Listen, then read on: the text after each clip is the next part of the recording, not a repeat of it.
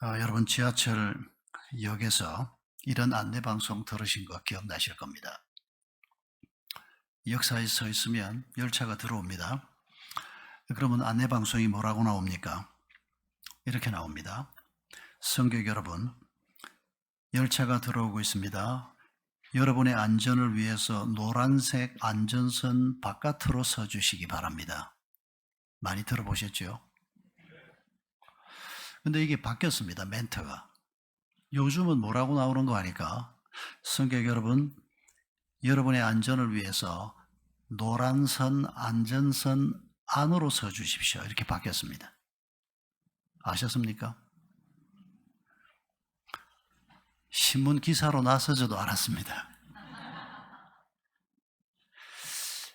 여러분, 노란색 안전선 바깥으로 서달라고 안으로 서달라고의 차이가 뭔지 아십니까?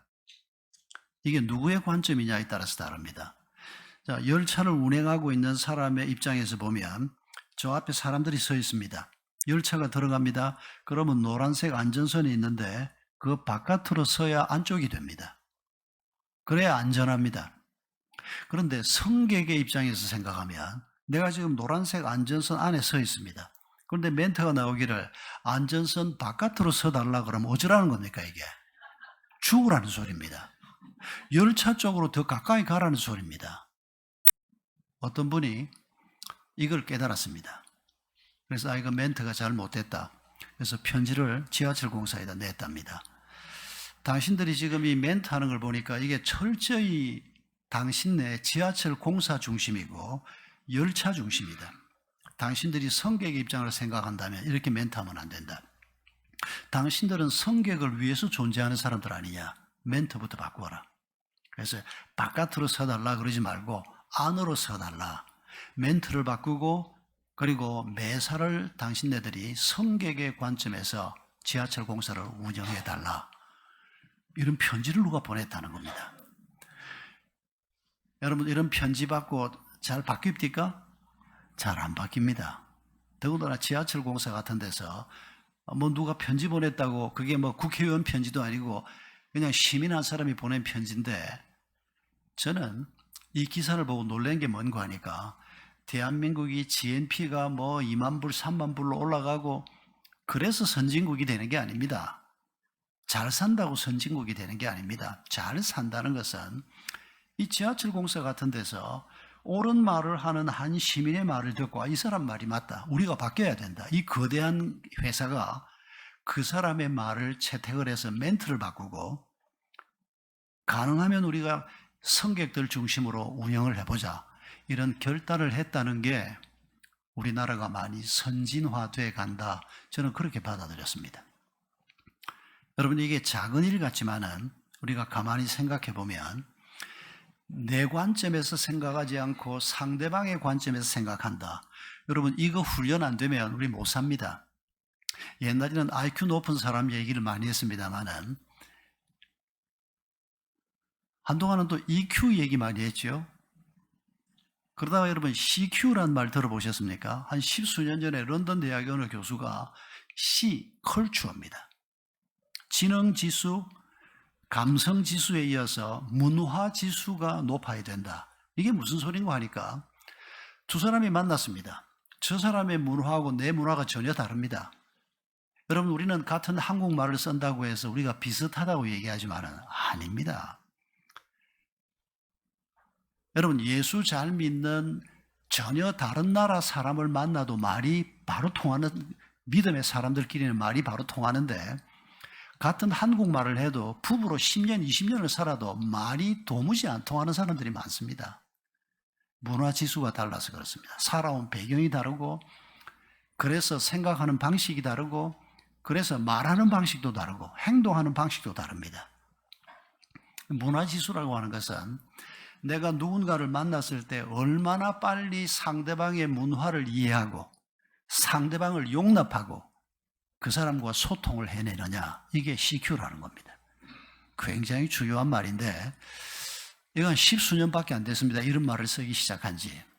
그런데 여러분 성경을 가만히 읽어보면 하나님께서 우리에게 가르치는 게 뭔가 하니까 우리는 그저 부모님이 낳아주어서 뭐 인생을 사는가 생각을 했고, 뭐 세상에 태어나서 뭐 해라, 뭐 하지 마라, 온갖 간섭에 시달리면서 살아왔는데, 근데 어느 날 보니까 시간도 창조된 거라고 합니다. 저는 고등학교 때 시간이 창조됐다는 말을 처음 들었을 때 충격이 지금도 기억이 납니다. 뭐 온 우주가, 온 세상이 다 하루에 24시간을 사는 줄 알았죠. 그런데 지구만 벗어나면 24시간이 없어진다고 어느 선생님이 얘기를 하는데, 아니 저게 무슨 말도 안 되는 소린가. 이제는 우리가 다 알지 않습니까? 이제 그 정도가 이제 상식이 됐습니다. 지구만 벗어나면 하루 24시간이 없어져 버립니다. 그런데 이게 언제 창조됐다는 겁니까? 하나님이 세상을 창조하실 때 시간도 공간과 함께 창조됐다는 겁니다. 여러분, 우리가 경험하고 우리가 눈으로 보는 세상은 정말 조금입니다. 우리는 너무 큰 소리도 못 듣습니다. 너무 작은 소리도 못 듣습니다. 너무 빨라도 못 듣습니다. 여러분, 지금 우리가 어디에 앉아 있습니까? 지구 위에 앉아 있습니다. 여러분, 이 지구가 1년에 태양 주위를 한 바퀴 도는 걸 공전이라 그러죠. 그런데 이 지구가 우주 공간에서 지금 1년 만에 태양 주위를 한 바퀴 돌기 위해서 얼마나 빨리 달리는지 여러분 혹시 기억나십니까? 하도 옛날이 들어서 기억이 잘 안 날 겁니다. 이것만 기억하시면 됩니다. 지구가 지금 쏜살같이 달려가고 있습니다. 이 큼지막한 지구가 우리를 태우고 얼마나 빨리 세탁기 돌아가는 것보다 빠르게, 이것만 기억하시면 됩니다. 궁금하시면 나중에 인터넷 검색어 해보시면 지구가 초속 몇 킬로로 달리는지 아실 수 있습니다. 그런데 여러분, 이 지금 우리가 올라타고 있는 이 지구가 그렇게 빨리 달리는 게 느껴지십니까? 아무것도 안 느껴집니다. 달리기는 뭘 달려? 가만히 있는 것 같은데. 그런데 우리가 다 압니다. 이 지구가 이렇게 지금 막 팽팽 돌고 있다는 걸 압니다. 제가 요새 심심하면 하는 게 뭔가 하니까 우주에 관한 글 검색을 많이 합니다. 왜 제가 거기에 취미를 붙이는 거 하니까 이 성경을 읽다가 마음이 잘 뜨거워지지 않고 하나님에 대한 생각이 좀 민감하지 않다고 생각이 될 때마다 저는 뭘 하는 거 하니까 우주가 얼마나 크고 어마어마한가 그걸 검색을 하면 세상에 하나님이 이 엄청난 우주를 만들었던가 이거 생각하면 다시 가슴이 뜨거워지기 시작합니다. 여러분, 100년 전만 해도 우주가 이렇게 큰 줄 몰랐습니다. 1917년에 아인슈타인이 얼마나 유명한 학자입니까? 그런데 이분이 1919년이 아니고 1917년입니다. 이분이 정적 우주라고 하는 발표를 했습니다. 그때만 해도 우리가 속해 있는 은하계 정도만 알고 있었습니다. 그리고 이 은하계 안에 별이 수천억 개가 있다 이런 정도는 알고 있었습니다. 그런데 이 우주가 정적으로 이런 상태로 가만히 있는 우주라고 아인슈타인이 주장을 했고 모든 사람들이 다 받아들였습니다. 그런데 1929년에 12년이 지난 후에 에드윈 허벌이라고 하는 천문학자가 연구를 하다 보니까 은하계가 좀 더 있고 은하계와 은하계 사이의 거리가 점점 멀어져 가고 있다는 사실을 알게 됐습니다. 그래서 이 사람이 우주가 팽창하고 있다는 주장을 1929년에 처음 합니다. 100년이 안 됐습니다. 무슨 소리야, 우주가 팽창을 하다니. 그런데 많은 학자들이 그 이후에 연구를 해보니까 이 허벌 주장이 옳다는 것을 알게 되고 한 100년도 안 된 90여 년 전에 지금 이 우주가 팽창을 하는데 놀라운 것은 138억 년 전에 빅뱅이 일어났다고 현재는 그렇게 생각을 합니다. 과학이 가지고 있는 가설인데 일단은 우리가 그걸 받아들이는 수밖에 없습니다. 학자들이 많이 연구를 해서 지금 만들어 놓은 거니까 그때가 창조가 시작됐다는 것으로 우리는 받아들이면 되지 않을까 싶습니다. 그리고 138억 년이 지나갔는데 그때부터 시작해서 우주가 팽창을 하는데 이 우주의 팽창이 빛의 속도보다 더 빨리 팽창을 한다는 겁니다. 말이 되는 소리입니까 이게? 빛보다 더 빠르다니요. 빛보다 빠른 건 아직 발견된 게 없습니다. 그런데 공간 자체가 빛보다 더 빠르게 팍 지금 팽창을 하고 있는데 현재 천문학으로 발견한 건 뭔고 하니까 전에는 은하계 하나 있는 줄 알았습니다. 또 조금 지나니까 여기에서 제일 가까운 은하계가 안드로메다라고 하는 은하계가 있다는 거 발견을 했습니다. 그런데 알고 보니까 이런 은하계가 1000억 개쯤 널려 있다는 걸 발견을 했습니다. 그런데 천문학이 발달을 하면서 그 정도가 아니고 하나님이 만든 우주에 이 은하계가 수십만 개 널려 있는 은하계가, 여러분 우리 태양계가 들어있는 은하계가 크기가, 길이가 12만 광년이라는 거 여러분 들어보셨죠? 빛의 속도로 달려서 12만 년을 가야 우리가 속해 있는 은하계 하나를 이쪽 끝에서 저쪽 끝까지 갈 수 있습니다. 12만 년, 빛의 속도로 달려서. 그런데 이런 게 한 몇 개 있는 줄 알았고 또 조금 발달됐을 때는 1000억 개 있는 줄 알았는데, 여러분 제일 큰 은하단이 있습니다. 은하계가 모여있는 걸 은하단이라고 하는데, 물고기 자리 앤드 고래 자리 복합 초은하단이라고 하는 게 제일 큰 은하단인데, 이 은하단은 은하계가 몇 개가 있는 거 아니까 그 안에 20만 개의 은하계가 요 은하단 하나 안에 들어있습니다. 이 20만 개의 은하계가 들어있는 이 전체 은하단의 길이는 100억 광년입니다. 빛의 속도로 달려서 100억 년을 달려가야 끝에서 끝까지 간다는 겁니다. 이게 한 개의 은하단 크기입니다. 여러분 제가 지금 뭘 얘기하려고 하는 거 아니까, 하나님이 만든 우주가 너무 크다는 겁니다. 이게 말로 설명하는 것조차도 이렇게 힘들 정도로, 여러분 이런 어마어마한 우주가 지금 만들어져 있다는 겁니다. 이건 과학자들이 발견한 겁니다. 지금 현재 천문학의 발달로 말미암아 요거만 있는 게 아니고 또 있고 또 있고 또 있고 또 있고 계속 지금 발견을 하고 있는데, 그러면 요게 전부냐? 아무도 이게 전부라고 생각하지 않습니다. 단지 천문학이 지금 현재 무슨 빛을 보면 그 빛은 얼마가 떨어져 있고 무슨 빛을 보면 얼마가 떨어져 있고 이걸 편의각을 뭐 어쩌고 이렇게 해서 지금 요만큼 발견을 한 건데, 요게 우리가 예측할 수 있는 크기만 930억 광년입니다. 이쪽 끝에서 이쪽 끝까지 빛의 속도로 달려서 930억 년을 가야 도달할 수 있는 요 정도가 지금 현재 관측 가능한 크기의 우주입니다. 그런데 그 밖에 뭐가 또 있다는 겁니다. 그런데 그건 우리가 알 수가 없습니다. 지금 현재로서는.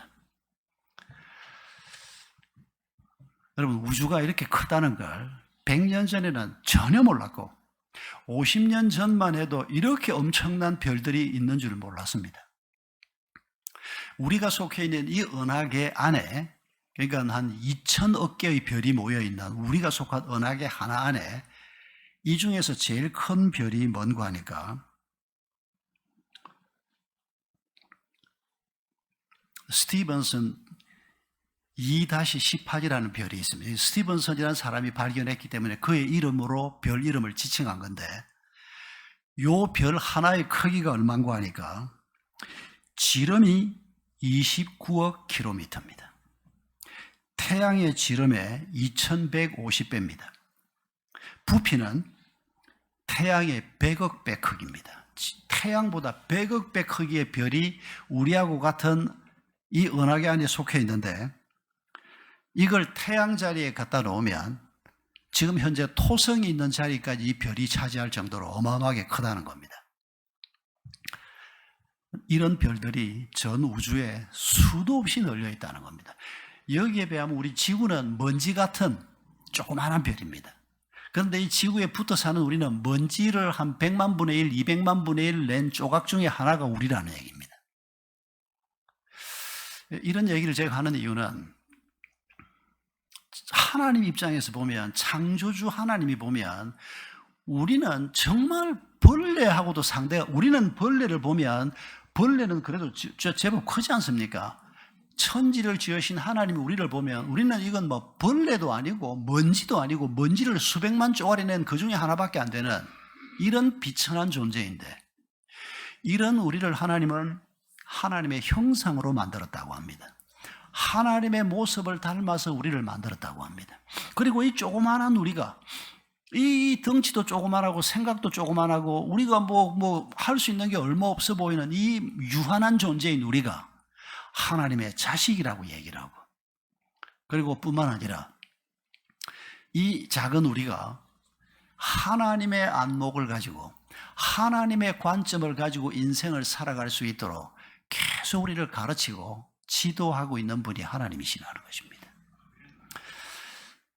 여러분, 우리가 다른 사람의 관점을 갖는 게 중요하다는 얘기를 서론으로 했습니다만은, 여러분, 부부가 서로 상대방의 관점을 이해하지 못하면 부부 생활은 절대 잘할 수가 없습니다. 선생님이 교사가 학생의 관점에서 문제를 볼 줄 모르면 좋은 교사가 될 수가 없습니다.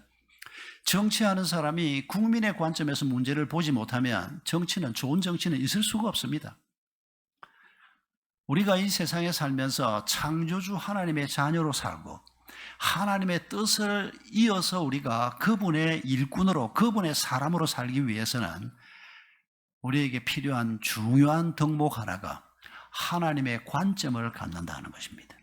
우리가 이 하나님의 관점을 가지고 살게 될 때, 여러분, 오늘 본문에 있는 것처럼 성도가 거침없이 그의 길을 걸어갈 수 있다. 이 얘기를 우리가 좀 하려고 합니다. 여러분, 오늘 우리가 읽은 이 사도행전 맨 마지막 두 절은 짧게 보면 바울에 관한 얘기입니다. 바울이 돌아가시기 전에 감옥에 잡혀 있었습니다. 그런데 감옥에 잡혀 있는 동안에 2년 동안 로마 당국의 배려를 받아서 감옥에 있지 않고 셋집에 살았습니다. 그 셋집에 살면서 찾아오는 사람들에게 하나님의 말씀을 전했습니다. 그런데 그걸 표현하기를 사도 바울이 셋집에서 거침없이 하나님의 말씀을 가르쳤다, 이렇게 표현하고 있는 겁니다. 사실상 사도행전은 거침없이라고 하는 이 단어로 끝납니다. 우리는 거침없이 가르쳤다. 그런데 원문 순서는 가르쳤다, 거침없이. 그리고 사도행전이 끝납니다. 여러분, 이 거침없이라고 하는 단어에 주목을 해봅시다. 이거 하나님이 너무 좀 과한 표현을 쓰고 있는 거 아닙니까? 아니, 사도 바울이 거침없이 가르쳤다? 아니, 그러면 바울을 감옥에서 꺼내시든지. 그런데 그렇게 거침없이 가르쳤다고 하는 사람이 조금 있다가 칼 맞아 죽지 않습니까? 사도 바울은 십자가에 달려 죽는 게 아니고 참수형을 당합니다. 그건 다른 이유가 아니고 사도 바울이 로마 시민권자이기 때문에 참혹한 십자가에 매달아 죽이는 형벌은 로마 시민들에게는 허락하지 않습니다. 여러분, 이 십자가형은 정말 참혹한 형입니다.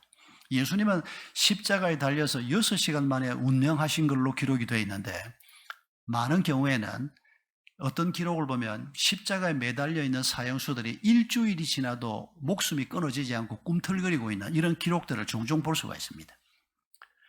여러분, 그때의 고통을 한번 상상을 해보십시오. 체중 전체가 손목에, 발목에 걸려 있습니다. 피는 조금씩 빠져나갑니다. 그 끔찍한 고통이 한두 시간이 아니고 하루 이틀이 아니고 닷새, 엿새 계속 될 때, 여러분, 이게 한 사람에게 얼마나 엄청난 고통인지. 그래서 어떤 사람은 십자가형은 인간이 발명한 사형 제도 중에 가장 참혹한 형이다, 그렇게까지 표현을 합니다. 다행히 사도 바울은 시민권자였기 때문에 십자가에 달아 죽이지 않고 참수형으로 죽이는데, 그러나 그렇다고 해도, 아니, 조금 있다가 거침없이 가르쳤다라고 평을 받는 이 사람이 조금 있다가 결국 그렇게 죽어버리고 마는데 그게 무슨 거침없인가? 우리가 이런 질문을 해보지 않을 수가 없습니다. 또 이게 한 2년 동안의 사도 바울의 생애뿐만 아니라 지금 이 표현은 바울 생애 전체를 의미하는 표현이기도 합니다. 그리고 이게 바울 얘기만이 아니고 1세기를 살았던 모든 그리스도인들에게 어울릴 법한 표현이기도 합니다. 그리고 하나님은 모든 성도에게 적용할 만한 표현으로 거침없이 그들의 길을 걸어간다라고 말씀하고 있습니다. 여러분, 이게 어떤 의미일까요? 여러분, 바울을 다시 우리가 돌아가서 생각해 보면 바울이 정말 거침없이 살았습니까? 얼마나 어려운 일이 많았습니까? 마흔에 하나가만 매를 몇 번 맞았다고 그랬습니다. 곤장을 맞았다는 얘기입니다. 여러분 39번 곤장을 맞으면 거의 그건 죽는 겁니다. 여러분 이 피투성이가 됩니다. 그렇게 맞고 나면 제대로 영양 공급을 하고 치료를 잘 하면 모르지만 까딱하면 죽는 겁니다. 그건 보통 사람들은 뭐 돌에 맞아 죽을 뻔하지요. 뭐 파선하지요. 감옥에 끌려가지요. 사도 바울의 생애를 생각하면 정말 어떤 분이 표현한 것처럼 걸레와 같은 인생을 살았다고 해도 과언이 아닌 그런 고통스러운 삶을 살았습니다. 그리고 지금 로마까지 왔습니다. 인간의 관점에서 보면 참 탈이 많았던, 참 외로웠던, 참 고통스러웠던 길을 걸어왔다고 말할 수밖에 없는 게 바울의 생입니다. 근데 하나님이 볼 때는 그렇지 않습니다. 여러분 바울이 감옥에 갇혔을 때 옛날에도 빌립보 감옥에 갇힌 적이 있지 않습니까? 아 이제 내가 이렇게 죽는 건가? 하나님이 보실 때는 어떻습니까? 안 죽는다 이 사람들아. 아직 바울은 할 일이 남아있어. 하나님이 어떻게 하십니까? 빌립보 감옥을 흔들어 버리지 않습니까? 뭐 옥문이 전부 열리고 그냥 빠져나와도 뭐 될 정도로 빌립보 감옥을 하나님이 통째로 흔들어 버렸습니다. 여러분 바울이 돌에 맞아서 돌 무더기에 쌓여 있을 때 다 바울이 죽은 줄 알았습니다. 돌을 던진 사람들이 다 가버렸습니다. 그런데 하나님은 어떻게 보고 계셨습니까? 아직 바울이 죽을 때가 아니야. 피는 좀 흘렸겠지만은 그 돌 무더기 속에서 툴툴 털고 일어납니다. 여러분 하나님 편에서 볼 때는 바울이 경험했던 그 모든 어려움은 오늘 우리가 찬송한 대로 또 우리가 듣고 다 동의한 대로 그저 하나님의 은혜의 일부였을 뿐입니다. 악한 사람들이 바울을 그렇게 함부로 대하는 하나님이 막을 수도 있었습니다. 그 악한 사람들 바울에게 돌을 던졌던 사람을 하나님이 번개를 쳐서 다 죽일 수도 있습니다. 그런데 하나님이 그렇게까지 징벌하지는 않습니다. 오히려 돌을 던지면 돌을 맞게 하고. 왜요? 그게 사랑이기 때문입니다. 그래서 하나님 편에서 볼 때 바울은 병이 걸려도 죽지 않습니다. 바울이 병이 있었지 않습니까? 몇 번이나 기도했지만 하나님이 낫게 해주지도 않았습니다. 그런데도 그 가시가 뭐라고요? 나중에 바울이 고백하지 않습니까? 그게 하나님의 은혜였다고 고백합니다. 병이 있는데도. 오늘 본문에서 사도 바울의 삶을 마지막으로 기록하면서 그가 거침없이 여기까지 왔다. 이건 철저히 하나님의 관점입니다. 우리가 돌에 맞는 순간에, 우리가 풍랑에 빠진 순간에 우리가 그때도 하나님의 관점에서 그 문제를 볼 수만 있다면 우리는 이 땅에서 가장 능력 있는 사람이 될 수 있을 것입니다. 우리가 이 땅에서 가장 성숙한 그리스도인이 될 수 있을 것입니다. 하나님은 우리가 이걸 키우기를 원하십니다. 제가 28배 결혼을 해서 5년 만에 첫 애를 얻었습니다. 그 애를 얻었을 때 지금도 잊지 못할 기억들이 많이 납니다만, 애가 태어나서 이제 우리 안방에 이제 요람에 누워 있는데 이제 새벽기도 시간에 이제 제가 일어나서 저 혼자 이제 교회를 가는데 아침에 이래 보면 애가 요람에 누워 있는데 숨을 안 쉬고 가만히 있는데 얘가 혹시 밤새 무슨 변을 당한 건 아닌가 싶어서 제가 숨을 쉬나 안 쉬나 만져본 게 한두 번이 아닙니다. 맥박을 짚어보기도 했습니다. 이게 아무 느낌이 없으니까. 너무 작고 열이니까 안을 때 조심이 돼서 혹시 어디 부러지진 않을까, 이 귀한 아이를 이런 느낌을 쳐다할 때, 더군다나 초보 아빠가. 근데 더 기가 막힌 장면은 뭔고 하니까, 제가 그때 이제 시대원을 졸업을 하고 강남의 논현동에 와서 이제 목회를 시작할 때 애가 태어났습니다. 월요일날 한번 애가 안 좋아서 지선을 따라서 제가 처음에 산부인과를, 그 병원을 소아과를 따라갔습니다. 지금도 그 소아과 딱 한 번 가본 소아과인데 이름이 기억이 납니다. 여영구 소아과였습니다. 강남구청 앞에 바로 있는 우리 집에서 한 블록 딱 떨어진 곳인데, 이제 애를 데리고 이제 집사람하고 같이 가서 앉아 있다가 원장실로 들어갔습니다. 나이가 한 50쯤 돼 보이는 원장님이었습니다. 원장님이 저를 보고 이렇게 얘기하는 겁니다. 내가 애를 데리고 들어가서 옆에 집사람 옆에 앉아 있는데 제 얼굴이 어땠는지 나도 몰랐지요. 그냥 뭐 애 가서 앉아 있는데 원장님이 날 보고 애기 아빠, 애기 안 죽습니다 이러는 겁니다. 나는 막 애가 막 기침을 하고 막 이러니까 허리다가 애가 타지 나면 어떡하나 막 내 얼굴에 그런 게 써져 있었던 모양입니다. 애에 대해서 모르지 않습니까? 우리 집사람은 시집 올 때 보니까 육아 전서 뭐 책을 몇 권이나 가져왔고 그걸 읽었던 것 같은데 저는 그거 한 줄도 읽어본 적이 없습니다.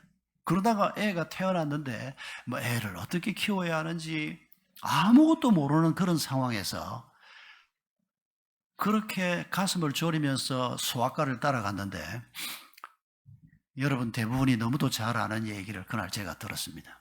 소아과 의사가 이렇게 얘기하더라고요.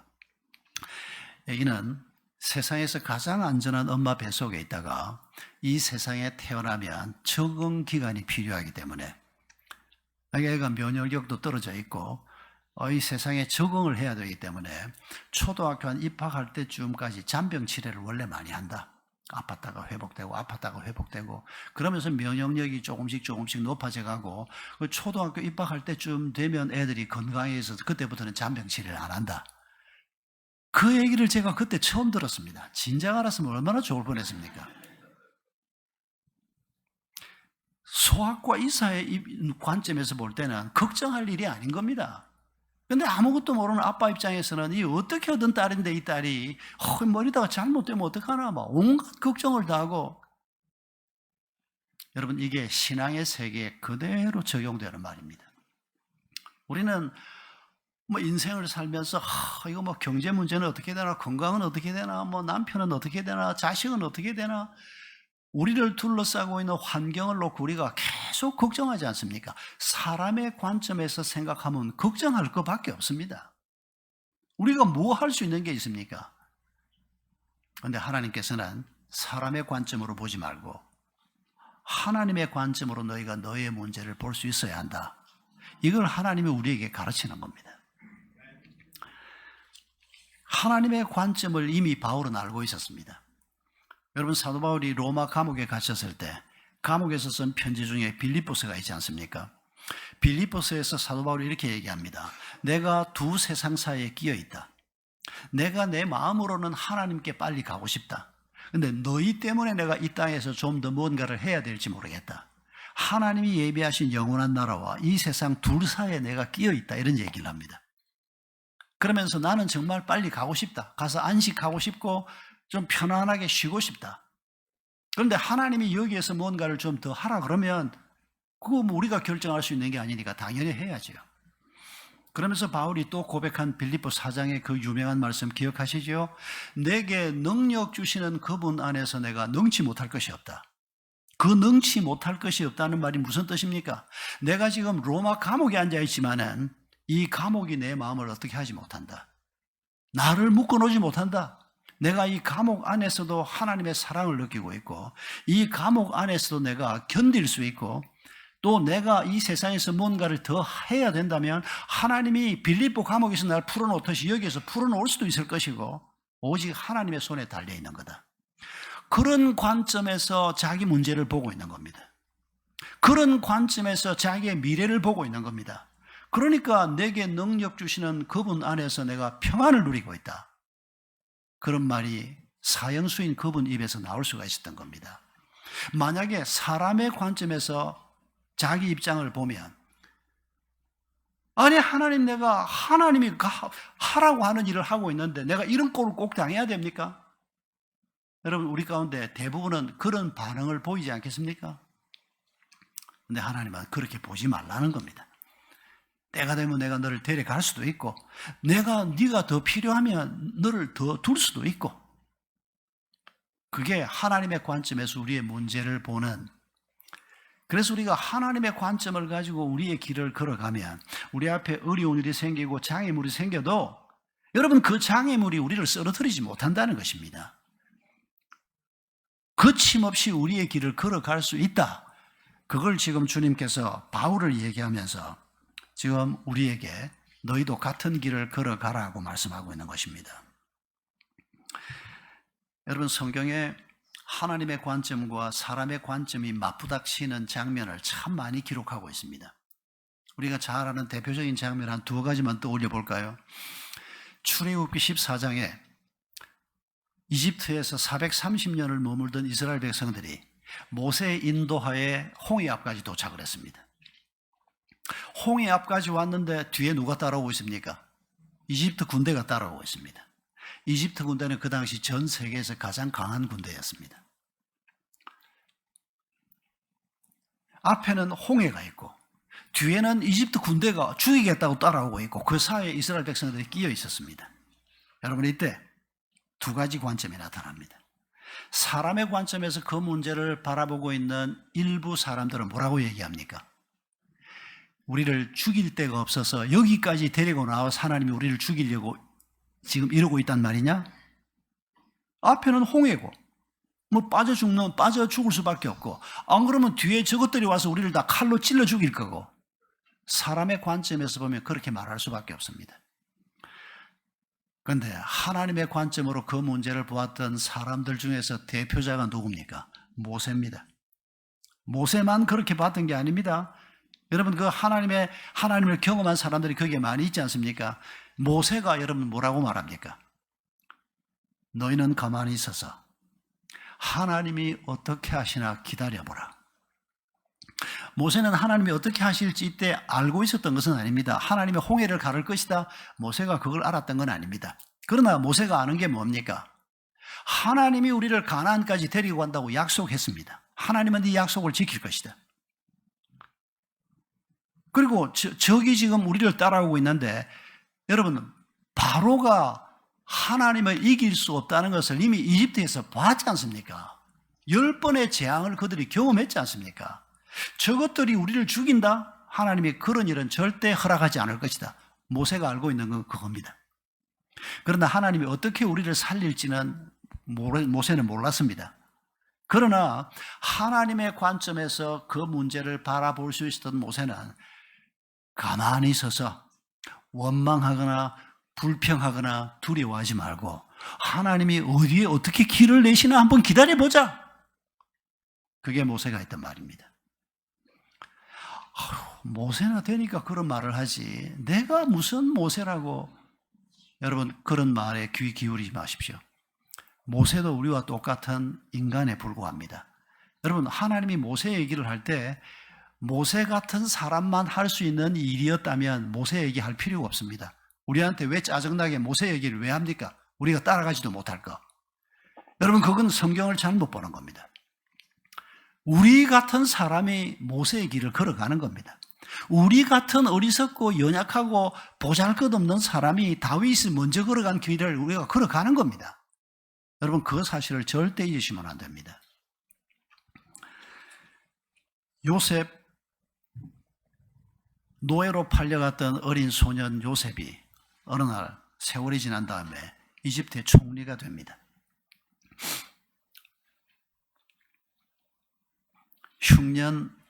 풍년 7년이 지나고 흉년이 됐습니다. 10명의 형이 와서 자기 앞에 엎드립니다.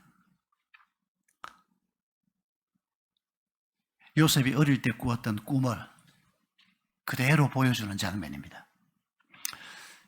여러분, 요셉이 어릴 때 형들 때문에 팔려갔습니다. 노예가 된다는 것은 죽음만도 못한 길을 가는 것이었던 것을 우리가 잊지 말아야 합니다. 인간 대접을 받지 못하는 게 그 당시의 노예입니다. 그런데 형들이 자기를 노예로 팔아버렸습니다. 여러분, 그 분노, 그 상처, 그게 얼마나 컸을지 우리가 짐작할 수 있습니다.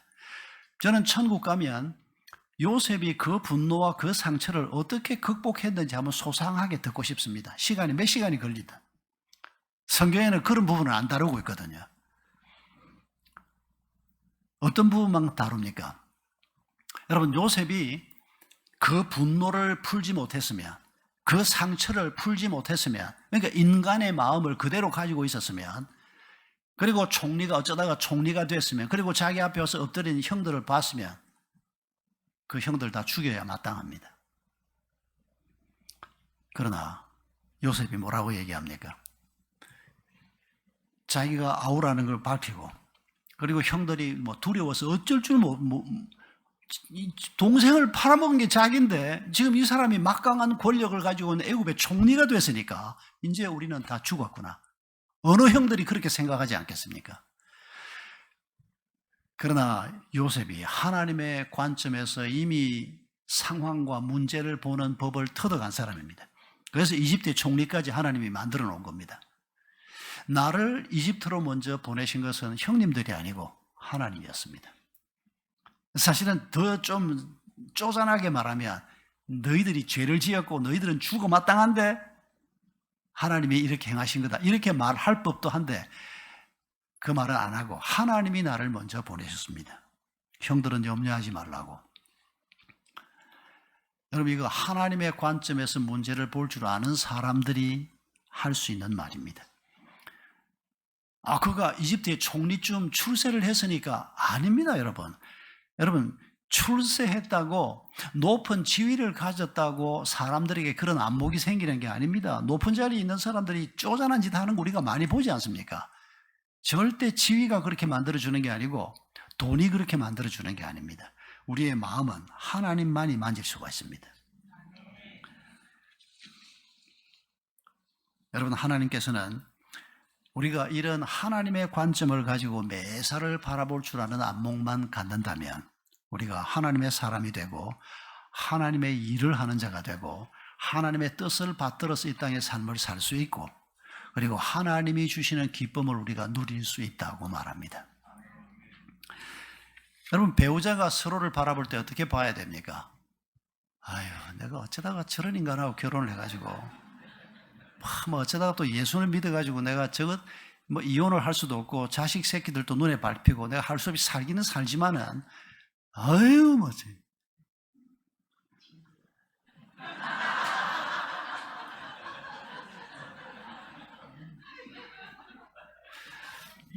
진심을 얘기한 건 아니겠죠. 한때 그런 마음이 있었다는 거죠. 우리가 다 마찬가지입니다. 뭐 멀리 있는 사람은 잘 모르지만 가까이서 맨날 한 집에 사는 사람은 뭐 연약함을 다 알지 않습니까? 그러니까 우리가 인간의 관점에서 생각하면 뭐 이런 게 다 있나 싶고, 인간의 관점에서 생각하면 우리가 다 죄인 아닙니까? 너나 할 것 없이 다 죄인이고 못났고 이기적이고 말을 해도 지지도 못나게 하고, 인간의 관점에서 내 배우자를 바라보면 그렇게밖에 더 이상 볼 게 없습니다. 멀리서 보면 그래도 뭐 약점이 안 보이는데 이 가까이서 한 10년, 20년, 30년 살고 나면 속속들이 다 보이지 않습니까? 근데 하나님은 어떻게 보라 그럽니까? 하나님은 여러분의 배우자를 어떻게 보라고 얘기합니까? 나는 누구이며 이 사람은 내게 누굽니까? 하나님이 우리가 죄인인 걸 모릅니까? 하나님이 우리의 미천이 뭔지를 하나님이 다 아시지 않습니까? 그런데도 하나님은 너희가 서로 돕는 배필이라고 얘기합니다. 창세기 2장부터 나오는 얘기입니다. 나를 돕는 사람이 이 사람이요, 나는 이 사람을 돕는 사람이다. 그렇게 해서 둘이서 부부가 돼서 어떻게 하라고요?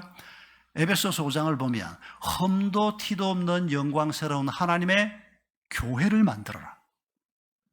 그리스도의 몸을 만들어라. 이게 우리 부부가 받은 명령입니다. 혹시 처음 듣습니까?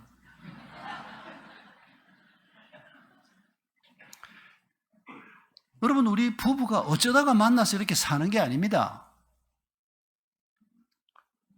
하나님이 우리를 짝지어 주신 것입니다. 하나님이 우리를 이런 길로 가도록 우리를 지금 부르신 겁니다. 그리고 우리는 내 배우자를 볼 때 약점을 보고 부족한 점을 보고 옛날 실수를 보는 게 아니고 하나님이 주신 가능성을 보고 내가 이 사람을 돕는 자가 된다. 그게 하나님이 주신 관점입니다. 그런데 우리는 반대로 자꾸 생각합니다. 돕는 자가 되려고 하는 게 아니고 돕는 자의 반대말이 뭡니까? 바라는 자입니다. 이 사람이 조금만 잘해주면 우리 집이 편할 건데 맨날 이렇게 생각합니다. 그 말이 반은 맞을지도 모릅니다. 왜 그런 유명한 말이 있지 않습니까? 어떤 목사님한테 자기 교인 얘기다 그러고 들었는데 어떤 권사님이 한 10년을 내 남편 변화시켜달라고 기도를 그렇게 많이 했다는데 한 10년째 기도하던 어느 날 이 권사님 마음속에 그런 생각을 하나님이 집어넣어 줬다는 거 아닙니까? 야, 그만해라 좀. 너부터 좀 변해라. 그 얘기를 그 권사님이 하나님이 자기 마음에 주신 말씀이라고 자기 담임 목사님한테 얘기를 했다는 겁니다. 놀라운 권사님입니다. 그런 깨달음을 얻었다는 게. 순서는 확실히 그렇습니다. 우리가 뭐 배우자를 위해서 자식을 위해서 기도하지만은 하나님은 항상 우리부터로 시작합니다. 우리가 다른 관점에서 배우자를 바라보는 관점도 다르고 실수를 바라보는 관점도 다르고 남편이 실수를 했는데 내가 그럴 줄 알았어. 내가 평소에 하는 거 봤었는데 딱 이런 일이 생길 줄 알았어. 이런 관점을 가진 사람이 있는가 하면 괜찮아. 다시 하면 되지. 여러분, 어느 게 하나님의 관점입니까? 여러분, 이런 관점을 우리에게 하나님이 배우라는 겁니다. 자식을 바라볼 때 부모가 어떤 관점을 가지라고 얘기합니까? 여러분, 시편 128편 3절을 보면 하나님이 우리의 자녀를 어떻게 바라보는지를 정확하게 묘사를 했습니다. 내 상에 둘러앉은 자식들은 어린 감람나무 같을 것이라. 감람나무, 올리브나무입니다. 옛날 유대인들 집은 올리브나무 한 그루 있으면 올리브 열매 따서 팔고 잎 따서 팔고, 여러분 옛날 제주도에 감귤나무 한 그루 있으면 아이 하나 서울로 대학 보낸다 그랬습니다. 요즘은 어림없습니다. 여러분 옛날에 귤 하나가 얼마나 비쌌는지 기억납니까? 바나나 요거 하나가 얼마나 비쌌는지 기억납니까? 그런 때에 감귤 농장 나무 하나 있으면 아이 하나 서울 보낸다는 말이 흔히 아닙니다. 바로 그런 나무가 올리브 나무입니다. 저 애가 셋입니다. 딸, 아들 셋인데 물론 지금은 제 밥상에 있는 게 아닙니다. 그런데 아이 셋이 같이 앉아있고 엄마 아빠 5 식구가 앉아있는데 이 아이들을 볼 때 하나님은 야, 네 밥상에 붙어 앉아있는 그 아이들이 올리브 나무다. 너는 올리브 나무가 세 그루다. 요거 요새 현대식으로 표현하면 뭡니까? 명동의 빌딩이 세 채다. 이런 말입니다, 이게. 하나님이 굉장히 물질적인 표현으로 시편 128편 3절을 쓴 겁니다. 여러분, 그게 자식을 바라보는 부모의 눈이어야 한다는 겁니다. 왜요? 하나님이 그렇게 보시니까. 하나님이 우리의 자녀를 그런 눈으로 보시고 우리의 자녀에게 복 주겠다고 말씀하시니까. 그러면 부모된 우리도 우리의 자녀를 그렇게 보는 게 하나님의 관점이라는 겁니다. 그런데 우리는 어쩝니까? 아휴, 저거는 누가 낳았나, 저거는 공부도 못하는 게 그냥. 저거는 성질머리도 나쁜 게 저거. 아니, 애가 뭐 그렇게 낳아달라 그랬나? 여러분, 자식이 가지고 있는 대부분의 문제는 부모한테서 온 겁니다. 공부 못하는 걸 어쩌라고 부모 닮아서 못하는 걸. 여러분, 우리가 그리스도인 부모가 자식들한테 죄를 많이 짓습니다. 절대 이런 죄 짓는 부모가 되지 않기를 주의 이름으로 축복합니다. 여러분, 내가 공부가 좀 부족해도 물론 공부가 안 된다고 만났는데 공부 떠드시오라 이럴 건 아닙니다. 그래도 공부를 좀 하도록 격려는 해야죠. 그러나 너무 닥달하면 안 됩니다. 어차피 안 되는 애들이 많기 때문입니다. 제가 오랫동안 한 20년 동안 학교를 하고 제 경력이 교장입니다. 목회만 한 게 아니고 제가 학교 교장으로 계속 있었는데, 여러분 스카이 대학 가는 애들은 3%입니다. 한 6, 7년 전 통계입니다. 요새는 더 작아졌는지 모르겠습니다. 그러니까 머리 좋아서 좋은 대학 가는 아이들은 한 5% 정도라고 보면 됩니다. 95%의 아이들은 공부해가지고 성산 없는 아이들입니다. 그러면 공부해서 성산 없는 아이들은 인생에도 성산이 없습니까? 천만의 말씀입니다.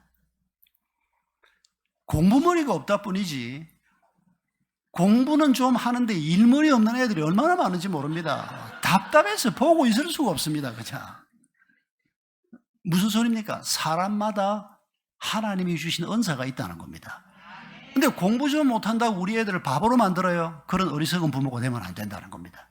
애가 그래도 뭐 혹시 압니까? 뭐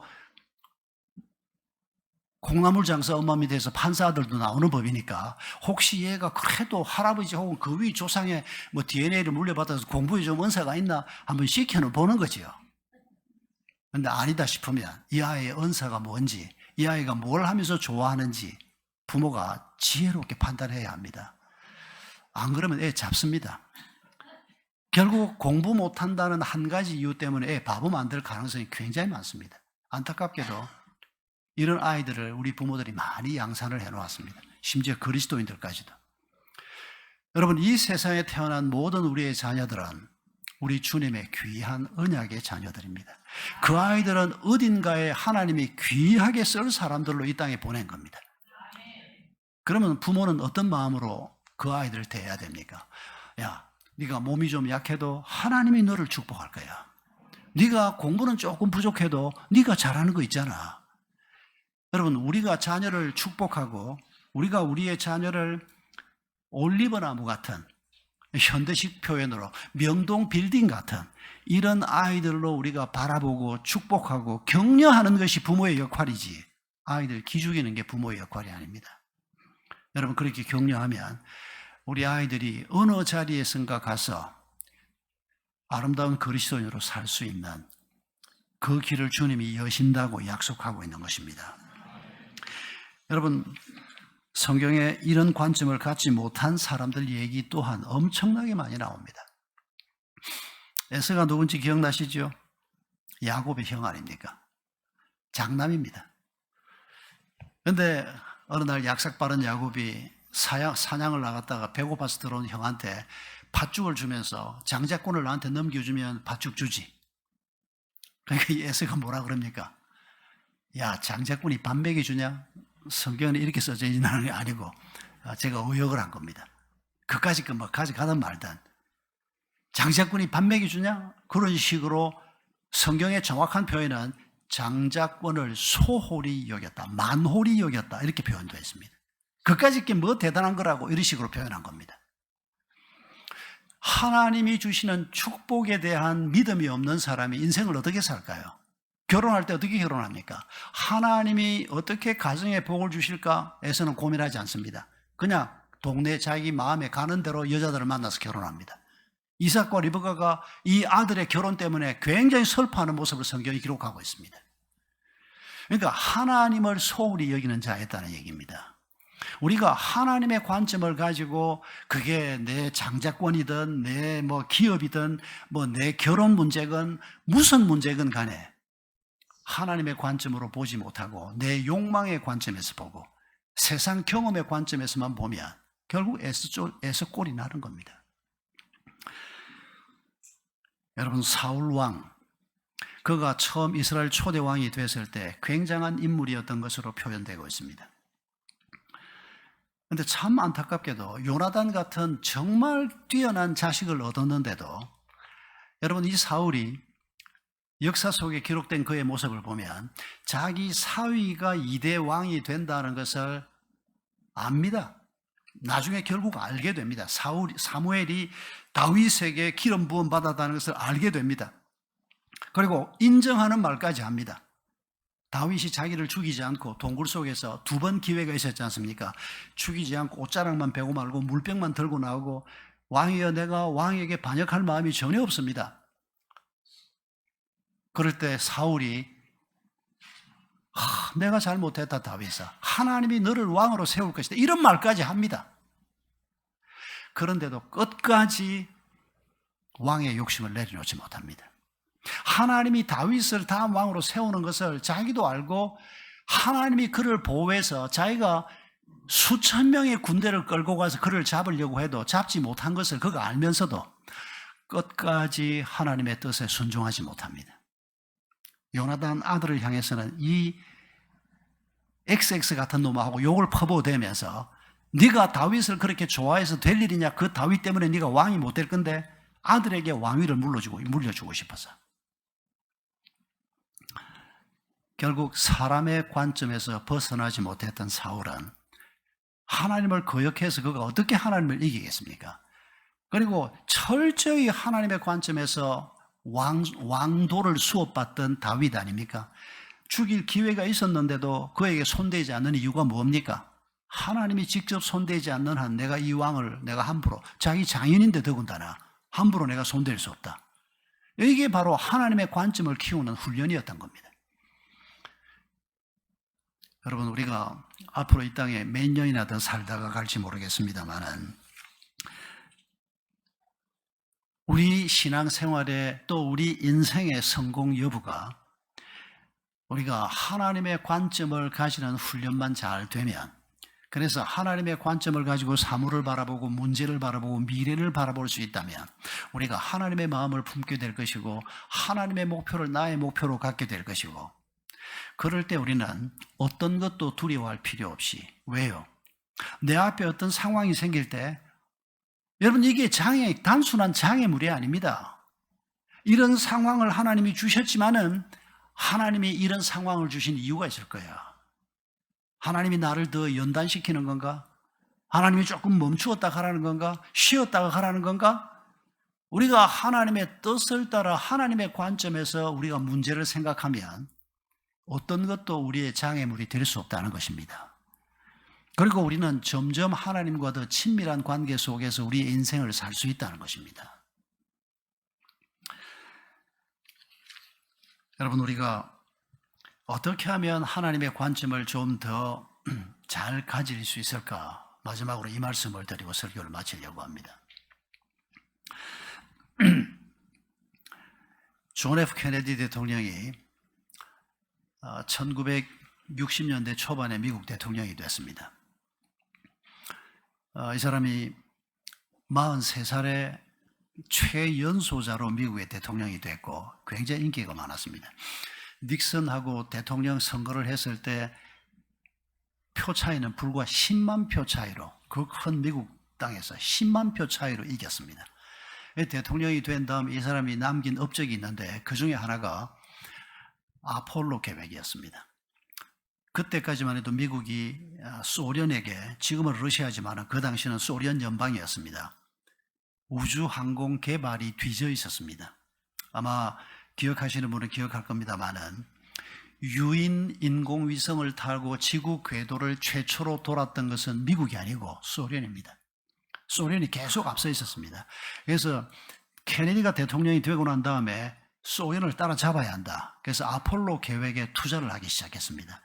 예산을 배정하고 대통령이 자주 나사를 드나들면서 학자들을 격려하고 하면서 결국 그 결실로 1969년에, 그때는 물론 케네디는 죽고 없을 때입니다만은 아폴로 12호가 달에 직접 가서 사람이 달을 직접 밟는 이런 쾌거가 이 케네디 대통령의 업적이라고 역사는 기록하고 있습니다.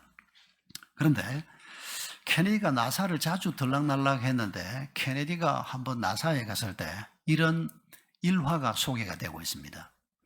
대통령이 차에서 내렸습니다. 그리고 이제 본관으로 들어가는데 저쪽 편에서 어떤 분이 청소를 하고 있습니다. 그런데 걸어가면서 대통령이 눈을 뗄 수가 없었습니다. 그 청소하는 사람에게서. 왜냐하면 이 사람이 청소를 하는데 너무 흥겹게 청소를 하더라는 겁니다. 여러분, 이런 거 본 적 있나 모르겠습니다. 제가 카투사 출신입니다. 미군 부대에서 한 2년 6개월 군대 생활을 했습니다.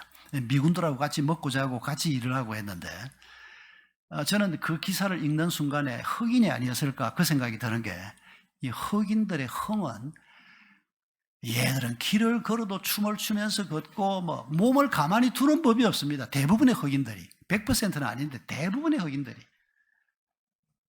근데 흑인이라는 기록은 없는데 대통령이, 아니 저 사람은 도대체 무슨 기분 좋은 일이 있어서 청소를 하는데 저렇게 기분 좋게 청소를 하나. 그리고 본관에 딱 들어갔는데 대통령이 더 이상 갈 수가 없었습니다. 궁금해서 저 사람 좀 데리고 오라 그랬습니다.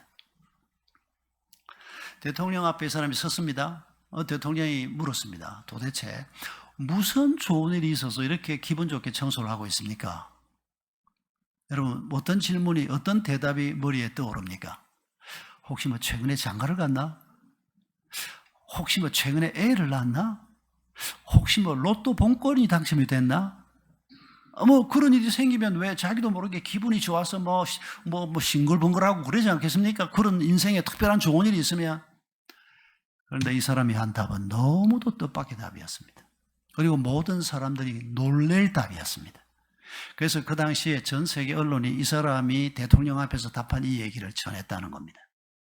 저는 물론 그때는 중학생이었으니까 전혀 몰랐고 얼마 전에 이런 기사를 언론에서 봤습니다만은 왜 이렇게 기분 좋게 청소를 하고 있습니까? 이 청소부가 한 말이, 대통령님, 저는 사람을 달에 보내는 일을 하고 있습니다. 이렇게 말했습니다. 여러분, 이게 나사의 사훈입니다. 나사가 그 당시의 목표가 사람을 달에 보내는 일을 목표해서 일을 하고 있던 단체입니다.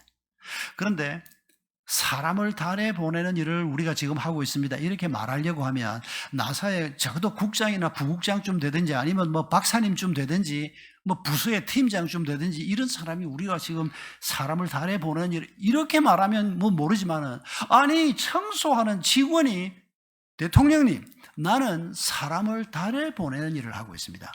이게 무슨 소리입니까 이게? 그러니까 그런 일을 내가 하고 있다는 걸 생각하니까 내가 너무 기분이 좋아서 청소할 때 이렇게 기분이 흥겹다. 이런 얘기를 지금 하고 있는 겁니다. 여러분, 하나님 나라를 놓고 우리가 참 잊지 말아야 할 교훈은 우리가 세상 사람들이 생각하는 방식대로 주로 생각합니다. 어떻게 생각합니까? 아이고, 뭐 내가 뭐 목사야, 장로야, 권사야. 내가 뭘 안다고 내가 뭐 하나님의 나라 날 보고 어쩌라고 내가 뭐 아는 게 있다고 내가 뭐 돈이 있어 내가 가방끈도 짧고 나는 나이도 많고 우리가 핑계 댈 게 한두 가지가 아닙니다. 하나님께서는 하나님의 나라를 얘기하고 우리를 하나님 나라 백성으로 우리를 부르셨고 우리를 통해서 또 다른 사람이 하나님 나라 안으로 들어오도록 일하고 계시는데 우리는 계속 뭐라고 핑계합니까? 아우 나는 나이가 많아. 당신이 그럴까 봐서 모세를 하나님이 80에 불렀는지도 모릅니다. 저는 그 생각을 벗어날 수가 없습니다. 아니 하나님이 왜 모세를 80까지 둡니까? 여러분 3500년 전에 평균 수명은 30세 정도도 안 됐을 거라고 되게 짐작을 합니다. 왜냐하면 100년 전에 우리 조선의 평균 수명이 40세 정도였습니다. 1900년 무렵에 40세 정도였습니다. 그러니까 뭐 모세 때로 말하면 30살도 안 됐을 겁니다. 유아 사망률이 엄청 높았고요. 그런 시절에 40년을 광야에다 처박아 놓은 겁니다, 그냥. 그리고 80이 돼서 뭐 천국을 가도 몇 번을 가야 될 그 나이에 그 시절에 80이 된 노인네를 꺼내가지고 이집트로 가라.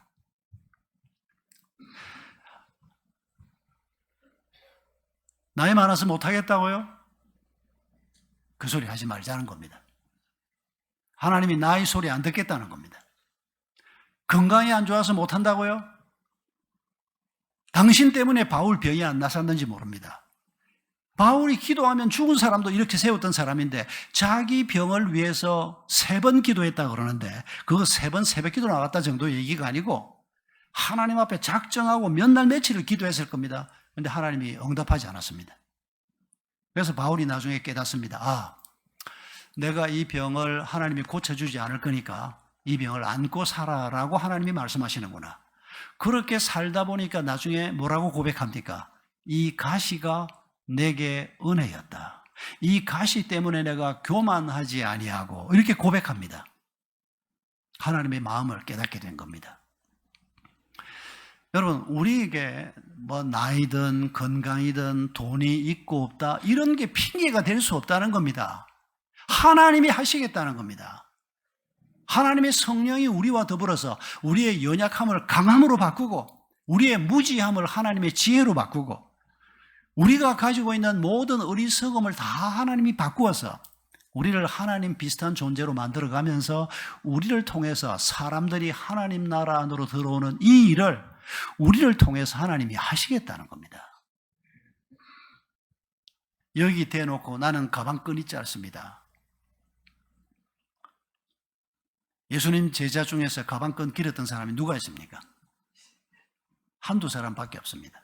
마태, 세리였던 마태, 바돌로메 이런 분들을 빼고는 아주 평범한 사람들이었습니다. 어부였고 아주 평범한, 우리보다 훨씬 더 밑바닥 출신이라고 말해도 과언이 아닌, 여러분 성경에 영웅은 없습니다.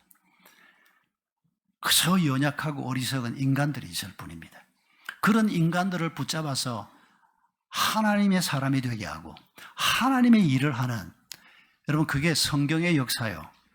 그리고 성경 기록이 끝난 지금도 하나님은 우리 한 사람 한 사람을 붙들어서 하나님의 모습을 닮은 사람이 되게 하고 하나님의 일을 하는 사람이 되게 하고 하나님의 영광스러운 가정인 교회를 세우게 하고 하나님의 경건한 다음 세대를 키우게 하고 교회 공동체를 만들어서 지역사회를 섬기게 하고 공동체를 통해서 우리 한 사람이 하지 못하는 일을 교회 공동체를 통해서 이루어가는 이런 일을 오늘도 하나님은 하시려고 하는 것입니다.